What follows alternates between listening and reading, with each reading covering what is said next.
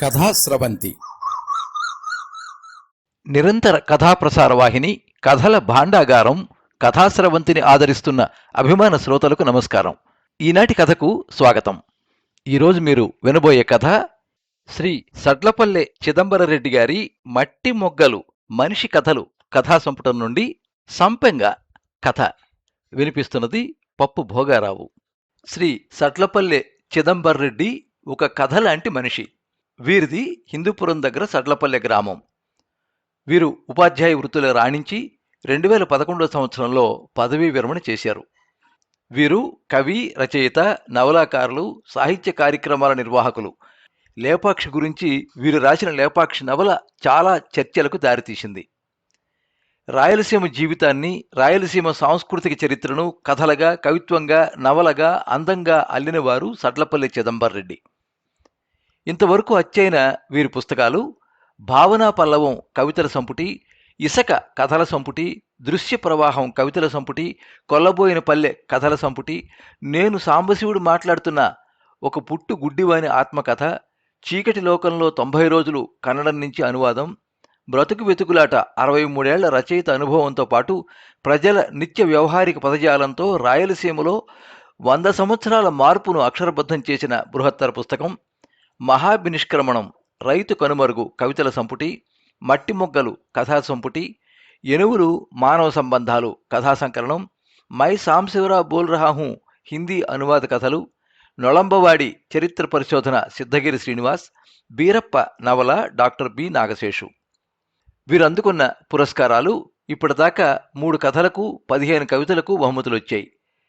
2000 సంవత్సరం సాహితీ గగన్మోహన్ పెనుగొండ వారిచే అనంత ఆణిముత్యం, ఉపాధ్యాయుడిగా అనుభవం మొత్తం రాయలసీమ ఉపాధ్యాయులలో ఉత్తమమైనదిగా ఆంధ్రజ్యోతి ఎంఎస్కో బడి పురస్కారం, బడి నేర్పిన పాఠాలు, 2013 రాష్ట్ర ప్రభుత్వ ఉగాది పురస్కారం, 2013 అన్నమయ్య పురస్కారం, డాక్టర్ రావూరి భరద్వాజ పురస్కారం, రంజనీ కుందుర్తి పురస్కారం 2013 హైదరాబాదు, శ్రీశ్రీ 104వ జయంతి పురస్కారం రవీంద్ర భారత్ హైదరాబాదు, దక్షిణ భారత హిందీ ప్రచార సభ 81వ స్నాతకోత్సవ సభలో పురస్కారం, శ్రీమతి శివే గారి దేవమ్మ కథా పురస్కారం 2021, గిడుగు రామ్మూర్తి భాషా పురస్కారం ఆంధ్రప్రదేశ్ ప్రభుత్వంచే 2023లో అందుకున్నారు.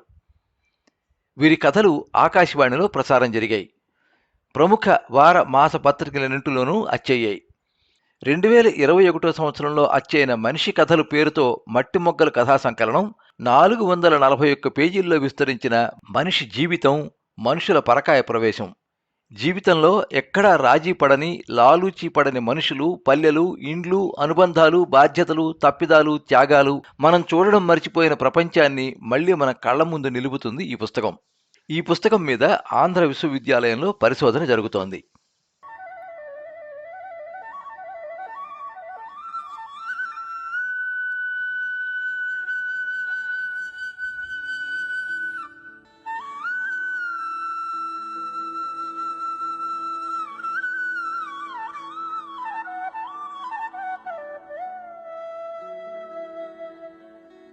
మా ఊరు సెలయేటికి అలుపే ఉండేది కాదు.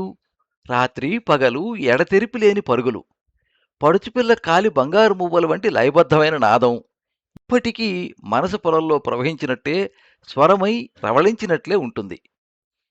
కాలువలను స్వాగత ద్వారాలు చేసి రైతులు పొలాలకు ఆహ్వానిస్తే ఎండి పెళుసుబారిన మట్టి పెళ్లలన్నీ అమృతంతో తడిచిన వెన్నముద్దలై రైతుల పాదాలకు మోకరిల్లేవి. తడిసిన ప్రతి భూకమతము కామధేనువై పెట్టై విత్తిన గింజను ప్రేమగా పొదిగి పచ్చపచ్చగా పొలాలంతా మొలిపించేది. మొలిచిన ప్రతి మొక్క కాయలో, ఫలాలో, గింజలో, పువ్వులో అతిథిగా మోసుకొచ్చేది. రైతులకు కానుకలుగా సమర్పించేది. అలాంటి పచ్చని పైర్ల వయ్యారాలు చూడడానికి అన్నట్లు పక్షులు ఆకాశంలో గుంపులై విహరించేవి. కిలకిలా రావాలై ఆహ్లాదించేవి. అదో అందమైన లోకం. ఆ లోకంలో అన్ని కాలాల కన్నా చలికాలానికి ప్రత్యేకత. తెల్లారి 4 గంటలకు లేవడం, పశువులను బయటికి తోలడం, పేడ తీయడం మొదటి పని. తర్వాత పొలాలకు దౌడు తీయడం, ఒళ్లంతా వణికించే చలిని పరుగులు వేడితో తరమడం ఒక ఎత్తైతే, బావుల్లో దూకి చెమట్లు పట్టేలా ఈదడం మరో గమ్మత్తు. ఆడ మగ తేడా లేదు, అందరూ జలచరాలై ఈదేవారం. తర్వాత గడ్డికి, వంట చెరకు, పళ్లకు, కాయలకు, పూలకు ఎవరి పనులకు వారు వెళ్ళేవారం. దాంతో దినచర్యల్లో మొదటి అంకం ముగిసేది. తర్వాత పశువులు కాయడం. ఆ కాలంలో ఇళ్ళు కట్టడం పశువుల కోసమే. పశువులకు చాలి మిగిలితేనే మనుష్యుల కాపురం. ఏటిగట్టులో ఎక్కడ చూసినా పచ్చిక బయళ్ళు. పశువులు పోట్లాడకుండా ఒకరిద్దరు కాపలా ఉంటే చాలు. మిగిలిన అందరికీ లెక్కలేనన్ని ఆటలు, చిల్లర చేష్టలు. కొందరు గుమ్మడికాయలు తెచ్చి నీటి ఆవిరిలో ఉడికించేవారు. కొందరు అనప, కందికాయలు తెచ్చి కాల్చడము, గుగ్గిళ్ళుగాను చేసేవారు. ఇంకొందరు నల్లేటి కాలువ బొరియల్లో ఎండ్రకాయలు వెతికేవారు. ఆడపిల్లలైతే పైటలు విప్పి ఏటి ప్రవాహాల్లో దేవుతూ చేపలు పట్టేవారు. చేల పొదల్లోనూ, పుట్టల్లోనూ రహస్యంగా దాచుకున్న తేనెతుట్టెలను వెతికి తెచ్చేవారు మరికొందరు. ఒక గుంపు కోతి కొమ్మచ్చి ఆట ఆడితే ఇంకో గుంపు చల్లే మల్లెల కుప్ప ఆట ఆడేది. అక్కడికి అరఫర్లాంగ్ దూరంలో పొలం గట్టు వెంబడి పక్క పల్లెకి దారి ఉండేది. పాదాలు మోపడానికి మాత్రమే ఖాళీలెండి. రెండు వైపులా ఎత్తుగా గడ్డి పెరిగేది. ఆ గడ్డి కొసలను గంటు వేసి, అదే ముడివేసి కొందరు చెట్ల చాటుల్లో దాక్కునేవారు. తెలిసినవారు ఆ దారి వెంబడి కనిపిస్తే మాటలతో ఏమార్చి వేరే దారికి మళ్లించేవారు. పిసినారులో, వడ్డీ వ్యాపారులో గొట్టం ప్యాంటుతో వగలుగా నడుస్తూ గడ్డి కొసలు కాళ్లకు తగిలి అడ్డు తగిలితే ఆనందానికి అవధే ఉండేది కాదు. పడినవారు దుమ్ము దులుపుకుని బురద కడుక్కుని లేచేసరికి అక్కడ పశువులు తప్ప మా పిలకాయల జాడ కనిపించేది కాదు. అప్పుడు పగలంతా పనిచేస్తే 2 అణాల కూలి, అంటే 12 పైసలు. ఆడవారికి అణా మాత్రమే. ఇప్పటి 10 పైసల నాణెం మాదిరి అణాకు చుట్టూ నొక్కులుండేవి. 2 అణాల నాణెం 5 పైసల బిళ్ళలాగా చతురస్రంగా ఉండేది. ఆనంద్ మా పక్కింటివాడు. భలే అల్లరి పిడుగు. వాళ్ళ నాన్నది కమ్మరి పని. వాడెప్పుడూ ఇనుప బద్దలతో అణా, 2 అణాల ఆకారాలు చేసి తన దగ్గర ఉంచుకునేవాడు. శుక్రవారం పట్నం సంత. చుట్టూ పల్లెల నుండి జనం జాతరకు వెళ్ళినట్టు వెళ్ళేవారు. అప్పటికే దర్జీ కొడుకు బాబాజాన్ గాడు పాత పంచెలను, చీరలను కత్తిరించి కర్చీపుల్లా తయారు చేసేవాడు. వాటి అంచుల్లో నాణ్యాల ఆకారాల ఇనుప బిళ్ళలు పిడికడి కట్టి ఒంటరిగా వెళ్లే వెర్రుబాగుల వంటి వారిని గమనించి దారిలో జారవిచ్చేవాడు. అది నిజమైన డబ్బుగా భ్రమించి చుట్టూ పారజూచి ఎవరూ గమనించలేదనే నిర్ధారణతో తీసుకునేవారు. అది ఎంత సత్యకాలం అంటే ఎక్కువ డబ్బు దొరికిందనే ఆనందంతో విప్పి లెక్కేస్తే ఎవరైనా చూస్తారేమో అన్న ఆత్రంతో, పరుల సొమ్ము తీసుకుంటున్నామనే దానికి ప్రాయశ్చిత్తంతో తమ జేబు నుండి 2-3 పైసలు తీసి అక్కడ వేసిపోయేవారు. ఆ పైసలకే తినగలిగినన్ని బూందీలు, బరుగులు వచ్చేవి అంగట్లో. అప్పుడు మా ఊరి పొలాల్లో సగం చెరుకు పంటే ఉండేది. సంక్రాంతి మాసంలో ఎక్కడ చూసినా చెరుకు గానుగులే. గానుగ మరి బాగా పనిచేయాలని, బెల్లం చెడిపోకుండా శ్రీమార్క రంగుతో ఉండలు తిరగాలని ప్రతిరోజు పూజలు జరిగేవి. పూజలు చేయడానికి ప్రత్యేకంగా కొన్ని కుటుంబాలుండేవి. గానుగలకు పూల సరఫరా మా నాన్న పని. బడికి సెలవులుంటే అది నా పని. అందుకే అందరికంటే ముందే పొలాలకు వెళ్ళి రేకులు విచ్చని మొగ్గలతో సహా రకరకాల పూలు బుట్టలు నింపేవాణ్ణి. ప్రతి గానుగా నేను కట్టే పూలమాలలతో రంగులు తేరుగా తిరిగేది. అందుకే ఏ గానుగ దగ్గరికి వెళ్ళినా చెరుకులకు, లేత బెల్లానికి నాకు కొదవే ఉండేది కాదు. ఆ చొరవతో దుత్త నిండా బెల్లం పాకం తెచ్చేవాణ్ణి. దానిని అరటి, ఆముద పాకుల్లో వేసి ఉడికిన గుమ్మడికాయలతో కలిపి తనివి తీరా తినేవాళ్ళం. కాల్చిన చేపలు, ఎండ్రకాయలు, గుగ్గిళ్ళు నంజుకోవడం అదో మరుపురాని రుచి. చివరగా మిగిలిన బెల్లం పాకంలో మట్టి పెళ్లలు ముంచేవాడు నామాలోడు. వాడసలు పేరు నారాయణ. నామాలోడని పేరెందుకొచ్చిందో తర్వాత చెప్తా. ఆ బెల్లం పూసిన మట్టి ముద్దలు ఎండలో ఆరనిచ్చి ఊళ్ళోకెళ్ళేవాడు.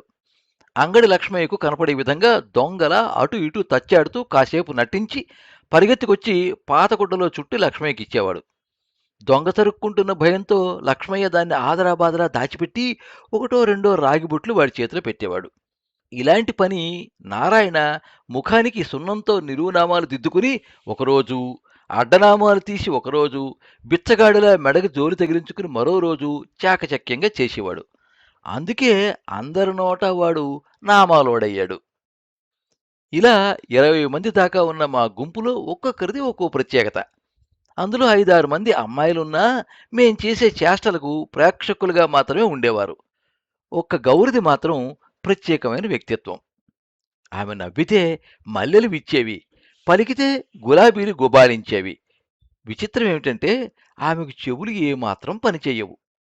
చిన్నప్పుడు చీము కారితే ఏవో నాటు వైద్యం చేశారట. మందులు వికటించి చెవులు వినికిడి శక్తి కోల్పోయాయి. అయినా ఆమెకున్న అమోఘమైన పరిజ్ఞానం ముందు చెవులున్న మేమంతా తల వంచుకోవాల్సిందే.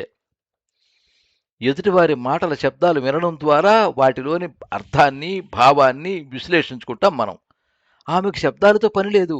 మాట్లాడేవారు ఆమె ఎదురుగా లేకపోయినా ఆ మాటలు వింటున్న రెండో వ్యక్తి ముఖ కవళికలను బట్టే మొదటి వ్యక్తి ఏం మాట్లాడుతున్నాడో పసిగట్టగలదు. ఒకసారి కొందరు ఎండ్రకాయలు పట్టుకొచ్చారు. కొండీలు విరిచి మంటల్లో కాల్చడమే తరువాయి. వాటిని గమనించిన గౌరి, కడుపులతో ఉన్న ఆ ఎండ్రకాయలే ఎక్కువ తెచ్చారు. వాటిని చంపితే మరలా మనకు ఎండ్రకాయలు ఎలా వృద్ధి చెందుతాయి? అన్నీ వదిలేయండి అని బతిమలాడసాగింది. మేమంతా ఆమెకు ఎదురుగా ఉన్నాం. నామాలోడు మాత్రమే ఆమెకు వెనకాల నిలబడ్డాడు. ఈ చెవిటిదానికి రాను రాను అతి ఎక్కువ అవుతూ ఉంది కదరా అని గొణిగాడు. ఆ మాటలు మా చెవుల్లో పడి పడగానే మా ముఖాల ద్వారా అర్థాన్ని తెలుసుకుని వాడు జుట్టు పట్టి చెంపలు పగలగొట్టడం క్షణంలో జరిగిపోయింది. ఆమె కాళ్లను పట్టుకుని ఏడుస్తూ వాడి క్షమాపణలు అడుగుతూ ఉంటే చేష్టలుడిగిన జీవశవాల్లా మేమంతా మారిపోయాం. అప్పటి నుండి ఎండ్రకాయలు, చేపలు పట్టడం కాదు గదా, పశువులను కొట్టడం కూడా మానేశాం. మా గుంపులో ఎవరు లేకపోయినా, ఎవరు మాట్లాడకపోయినా ఏమీ ముంచుకొచ్చేది కాదు. ఆమె ఒక్క క్షణం మాట్లాడకపోతే ప్రళయం సంభవించినట్లు ఉండేది. ఆమె మాటల మాధుర్యం మనుషుల్నే కాదు, పశువుల్ని కూడా మంత్రముగ్ధుల్ని చేసేది. ఒళ్ళు పులకరించే ఆమె పిలుపులతో పశువులన్నీ ఆమె ఆజ్ఞ పాటించేవి. పాట పాడితే గాంధర్వలోకంలో విహరించినట్లుండేది. నేను పూజకు కోసే పూలు ముడుచుకోవడానికి ఇమ్మని ఆడపిల్లలంతా దేబురించేవారు. ఆమె మాత్రం పూలవైపు కన్నెత్తి కూడా చూసేది కాదు. మల్లెలు, జాజులు, రోజాలు ప్రత్యేకంగా తెచ్చి ఇవ్వడానికి ఎన్నిసార్లు ప్రయత్నించినా ముట్టేది కాదు. వాటిని తలలో ముడుచుకుంటే 10 నిమిషాల్లో వాడిపోతాయి. చెట్టు తల్లి ఒడిలోని వదిలేస్తే 10 రోజుల దాకా అందరి కళ్ళకు విందులు చేస్తాయి, పరిమళాలను పంచుతాయి అనేది. ఆడవారిని పూలతోనూ తీగలతోనూ పోలుస్తారు. నిజమే, పూల మొక్కలు గాని తీగలు గాని ఎదుగుదల లేని జాతులు. ఎవరైనా అలా వంచి కావలసినన్ని తుంచుకోవచ్చు. అయితే వాటిలో ఒకే ఒక్కటి మినహాయింపు, అదే సంపెంగ చెట్టు. మా ఏటి గట్టులో పనస చెట్లతో పోటీపడి పెరిగేది ఆ చెట్టు మాత్రమే. నిటారుగా పెరిగి విస్తరించిన ఆ చెట్టు నుండి పూలు కోయడానికి ఆశగా ఎక్కి ప్రాణాల అరచేత పట్టుకుని ఎన్నిసార్లు నిరాశగా దిగిపోయానో నాకే తెలియదు. అందుకే పూలు ముడవని గౌరిని చూస్తే నాకు పూలు అందుకోనివ్వని సంపెంగ గుర్తుకొస్తుంది. ఒకరోజు సాయంత్రం గౌరి ఇంటివైపు వెళ్ళాను. తలంటి స్నానం చేయించి పట్టుచీర కట్టి కుర్చీలో కూర్చోబెట్టారు. అమ్మలక్కలంతా హడావిడి చేస్తున్నారు. ఆ తతంగం నాకేదో అర్థమయ్యి కానట్లుంది. అంతలో వాళ్ళమ్మ నన్ను కేకేసి పిలిచింది. ఎక్కడ వెతికినా పూలే దొరకలేదు. గౌరికి ముడవడానికి పూలైనా తెచ్చిపెట్టవా అని బతిమిలాడింది. గౌరి ముడుచుకోవాలే కాని 7 సముద్రాలైనా దాటి తేవాలనిపించింది. ఆ సమయంలో ఎక్కడా దొరకవు ఏటికట్టు సంపెంగ చెట్టులో తప్ప. ఆలస్యం చేయలేదు. ఒక్క పరుగులో చెట్టు దగ్గర చేరాను. రెమ్మల చివర్లో బంగారు రంగుతో మెరుస్తున్నాయి పూలు. సాయంత్రపు చల్లని గాలి కడుపు నిండా పరిమళాలను తాగి మత్తుగా వీస్తూ ఉంది. ఆ సౌరభాలను ఆస్వాదిస్తూనే పరవశమైపోయి చకచకా చెట్టు మీదకి చేరాను. ఏం లాభం, ఒక్క పువ్వు అందలేదు. కొమ్మల అంచుల్లో అంది అందనట్లు దోబూచులాడుతున్నాయి. అతి ప్రయాసతో 1, 2 అందుకుని ప్రపంచాన్ని జయించినంత ఆనందంతో జేబులో వేసుకున్నాను. అయినా తృప్తి కలగలేదు. ఇంకా ఇంకా కావాలి. గౌరి జడనిండా సంపెంగలే నిండిపోవాలి. ఇల్లంతా ఆ సువాసననే గుబాళించాలి అని అనుకుని మరో కొమ్మకు ఎగబాకాను. అంతే, చెయ్యే జారిందో కొమ్మే విరిగిందో ఏమీ తెలీదు. స్పృహ వచ్చి కళ్ళు తెరిచేసరికి పెద్దాసుపత్రిలో ఉన్నాను. నడుము విరిగింది. కాళ్ళకి స్పర్శ లేదు. కదలడానికి శక్తి లేదు. చుట్టూ అమ్మా నాన్నలు కన్నీటి పర్యంతం విలపిస్తూ. అలాగే దొర్లిపోతూ ఉంది కాలం. పల్లెను పట్నం కాటేసింది. పారే ఏరును ఫ్యాక్టరీలు పీల్చేశాయి. ఏటికి ముత్తైదువులా నిండితనాన్నిచ్చే ఇసుకను నగరాలు దోచుకెళ్ళాయి. నాటి ఏ ఆనవాళ్లు లేవు. ఏ ఆశలు మిగల్లేదు. అన్ని ఆశయాల మీద కాలం చీకటి ముసుగు కప్పివేసింది. అయినా ఏ క్షణమూ మరుపునకు రాక నన్ను వెంటాడుతూనే ఉంది సంపెంగ పూల పరిమళం. ఏం చెయ్యను, ఎక్కడికి కదలలేని అవిడితనం. జీవిక కోసం పెట్టుకున్న సైకిల్ రిపేరీ కొట్టు. ఆ కొట్టుకు నీడనిస్తున్నది సంపెంగ చెట్టు. అక్కడి నుండే ఎన్ని దరఖాస్తులు పెట్టుకున్నానో, ఆ దారి వెంబడి వెళ్లే ఎందరి కాళ్ళకి మొక్కుకున్నానో. నా అవిటితనాన్ని మరిపించే ఏదైనా సహాయం చెయ్యమని. అయినా ఎవరి దయావర్షమూ నా మీద కురవలేదు. ఏ అధినాయకుడికి నా గోడు వినిపించలేదు. ఒక్క సంపంగి చెట్టుకు మాత్రమే నా బాధలు తెలిసినట్లుంది. అది మూగ చెట్టయినా దాని నిట్టూర్పులను, కన్నీటి బొట్లను పండుటాకులుగా చేసి నా మీద అప్పుడప్పుడు రాల్చి ఓదారుస్తూ ఉంటుంది. ఆ రోజు రోడ్డంతా శుభ్రం చేస్తున్నారు. రోడ్డును ఆనుకుని ఉన్న అంగళనంతా ఖాళీ చేయిస్తున్నారు. కొత్తగా బదిలీపై వచ్చిన కలెక్టర్ గారు అటువైపుగా వస్తున్నారని తెలిసింది. పోలీసులొచ్చి, "ఏ లంగడా, జర దూరం జరుగు" అంటూ నన్ను, నా సామాన్లను బూట్ల కాళ్లతోనే మాట్లాడించారు. ఎవరినీ దేబిరించదలుచుకోలేదు. మనస్సు రాయి చేసుకుని ఒక నిర్ణయానికొచ్చాను. వచ్చిపోయే వాహనాలను గమనించడం మొదలుపెట్టాను. వాహనాల రద్దీ పెరిగింది. అరచుకుంటూ పోలీసు వాహనం వెళ్ళిపోయింది. దాని వెనకాలే తెల్లకారు వచ్చేస్తూ ఉంది. మనస్సులోని ఆశలనంతా చంపుకున్నాను. శరీరంలోని శక్తినంతా రెండు చేతుల్లోకి తెచ్చుకున్నాను. క్షణం కూడా ఆలస్యం చేయలేదు. కళ్ళు మూసుకుని కారు కింద దూరడానికి కప్పలా ఎగిరానో లేదో కీచు శబ్దంతో అది అక్కడే ఆగిపోయింది. అయ్యో! ప్రయత్నం వృధా అయింది. మూసిన కళ్ళు తెరవడానికి నా మీద నాకే అసహ్యం, జుగుప్స. అవమాన భారంతో అప్పటికప్పుడు గుండె పగిలి చనిపోతే బాగుండేనన్న బాధతో నడి రోడ్లో పడిపోయాను. కళ్ళు తెరిస్తే పోలీసుల క్రౌర్యాన్ని, లాఠీ దెబ్బల రాక్షసత్వాన్ని చూడవలసి వస్తుందన్న హృదయ వేదనతో ఉండిపోయాను. చుట్టూ నిశ్శబ్దం. ఎవరి మాటలు వినిపించడం లేదు. భూకంపం వచ్చి ఆగిపోయినప్పటి పరిస్థితి. ఏ దుర్మార్గానికి బలి కావలసి వస్తుందో అన్న నా ఆలోచన క్షణంలో పటాపంచలయింది. ఎవరో ఎత్తుకుని నన్ను ఎక్కడో కూర్చోబెట్టినట్లయితే కల చెదిరినంత గాభరాతో కళ్ళు తెరిచాను. మల్లెలు పరిచినట్టు మెత్తటి సీటు మీద నేను. అదే కారులో అభిమానం, దయ, జాలి, కరుణ వంటి వందల భావాలు కలగలిపిన వెన్నెల చూపులతో అపరదేవతగా అగుపించిన కలెక్టర్ గారు. ఆ కలెక్టరే గౌరీ అని తెలుసుకున్న మరుక్షణం సునామీలా పొంగుకునొచ్చిన నా మనోభావాలను మాటలలో ఎలా చెప్పను? చెప్పడానికి నోరు తెరిస్తే ఉద్వేగంతో గుండె ఆగిపోవచ్చు. ఆనందం, అభిమానం అతిశయించి గొంతు పూడిపోవచ్చు. అందుకే మూగగా ఆమె ముందు రెండు చేతులు జోడించాను.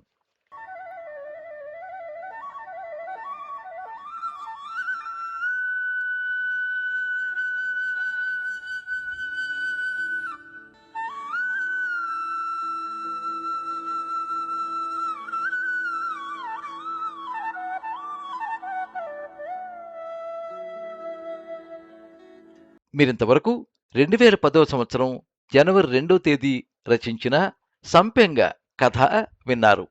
రచన శ్రీ సడ్లపల్లె చిదంబరరెడ్డి. వినిపించినది పప్పు భోగారావు. ఈ కథనం మీకు నచ్చినట్లయితే ఈ వీడియోని లైక్ చేయండి, మీ మిత్రులకు షేర్ చేయండి, మీ అభిప్రాయాన్ని కామెంట్స్లో తెలియజేయండి. మీరు మొదటిసారి ఈ ఛానల్లో కథ వింటున్నట్టయితే ఈ ఛానల్ని సబ్స్క్రైబ్ చేసుకోండి. పక్కనుండే బెల్ ఐకాన్ని తప్పకుండా నొక్కండి. ఈ ఛానల్ ద్వారా వినిపించే కథలు, కబుర్లు, వ్యాసాలు అన్నీ ఎప్పటికప్పుడు మీకు అందజేయబడతాయి. సర్వే జనాః సుఖినో భవంతు. కథా స్రవంతి